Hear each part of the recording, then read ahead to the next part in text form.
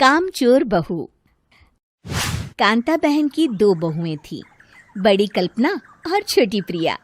कल्पना का जैसा नाम वैसा ही काम। सारा दिन कल्पनाओं में रहती, ना कोई काम करती न कोई धाम। अरे कल्पना बहू, जरा अच्छी सी चटनी पीस दे, आज कुछ मजेदार खाने का मन है। पेट में जलन हो जाएगी माँ जी बुढ़ापे में, और वैसे भी मेरा काम करने का वक्त शाम का है, अब प्रिया को ही बोल दो। इतना कहकर कल्पना वहां से चली जाती है। कांता कल्पना के ऐसे रवैये से काफी परेशान रहती हैं। मैं बना देती हूँ माँ चटनी।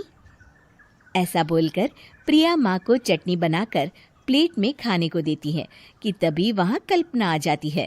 अरे वाह चटनी, जरा चख कर तो देखूं, बड़े दिन हो गए। अरे नहीं बहू, तू तो रहने ही दे चटनी खाना, पेट में जलन हो जाएगी।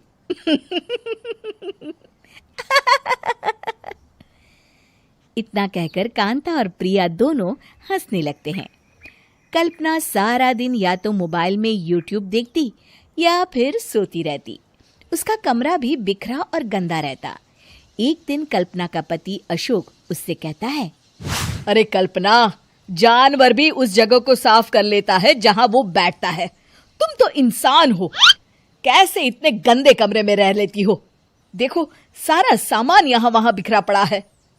ज्यादा अपनी माँ का बोल ना बोलो। हाँ, कमरा तुम्हारा भी तो है, गंदा लग रहा है तो साफ कर लो।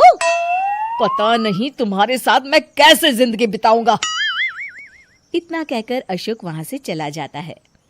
कल्पना बस खाना खाने कमरे से बाहर आती और फिर से कमरे में चली जाती। इससे कांता बहन काफी परेशान रहती। एक दिन प्रिया कांता से कहती है, माँ, मैं सारा दिन काम करके थक जाती हूँ, आप कल्पना दीदी से कहिए ना कि सुबह और शाम का काम बांट ले। मैं तो अब सिर्फ एक वक्त का ही काम करूँगी। हाँ।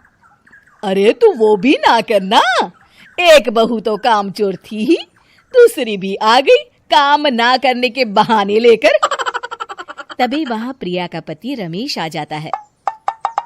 माँ, मैं देख रहा हूँ भाभी कोई काम नहीं करती, प्रिया सारा दिन घर और रसोई का काम करती है, अब कुछ करो ना माँ। कांता मन में कुछ सोचती है और कल्पना के पास जाती है। कल्पना फोन पर मेकअप करना देख रही होती है। कल्पना, तुम सारा दिन बस मोबाइल देखती हो, घर का कोई काम भी कर लिया करो। प्रिया सारा दिन काम करके थक जाती है। आज से मैंने फैसला किया है, एक वक्त का काम तुम करोगी, सुबह का खाना तुम बनाओगी और रात का प्रिया। आप लोगों ने काम को हवा बना रखा है। अरे पता नहीं थोड़ा सा ज्यादा काम करने में आप लोग घबरा क्यों जाते हैं। और हाँ, बहुत ज्यादा प्रिया की तारीफ मत करिए मेरे सामने, बड़ी बहू तो मैं ही रहूंगी। मैं कुछ नहीं जानती, कल सुबह मुझे वक्त से खाना चाहिए, रसोई में आ जाना, वरना कल से तुझे खाना नहीं मिलेगा। अगली सुबह कल्पना रसोई में नहीं आती है। वो देर से सोकर उठती है और बाहर आकर कहती है, अरे भूख लगी है, आज खाने में क्या है? इतनी देर हो गई, आज किसी ने मुझे उठाया भी नहीं, पता नहीं कहाँ है सब। कल्पना को घर में कोई नहीं दिखता। वो रसोई की तरफ जाती है जहां बड़ा सा ताला लगा होता है। अरे रसोई में ताला! ओ, मैं तो भूल ही गई थी। माँ ने आज से सुबह का खाना मुझे बनाने को कहा था। हे भगवान, इतने लोगों का खाना बनाना क्या आसान है? तभी घर के सारे सदस्य बाहर से वापस आते हैं।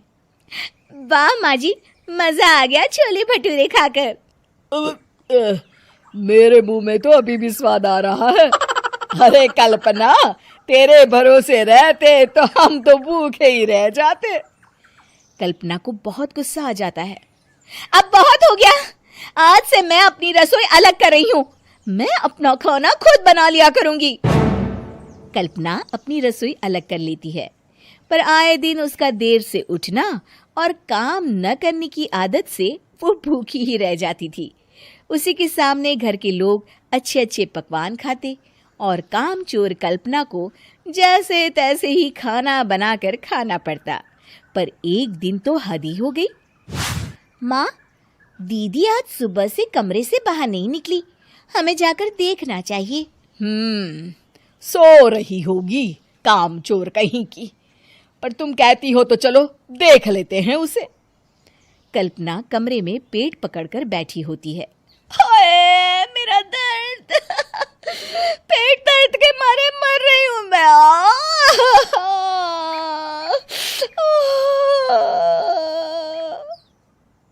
अरे दीदी, क्या हुआ? पेट में दर्द क्यों हो रहा है? डॉक्टर को दिखाया आपने? माँ, कल्पना खड़ी होती है और माँ जी के पास आती है।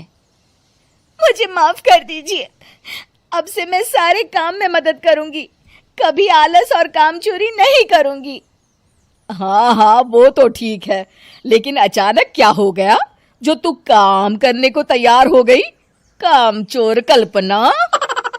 माँ, लगातार बासी और उल्टा पुल्टा खाना खाने के कारण मेरे पेट में इन्फेक्शन हो गया है।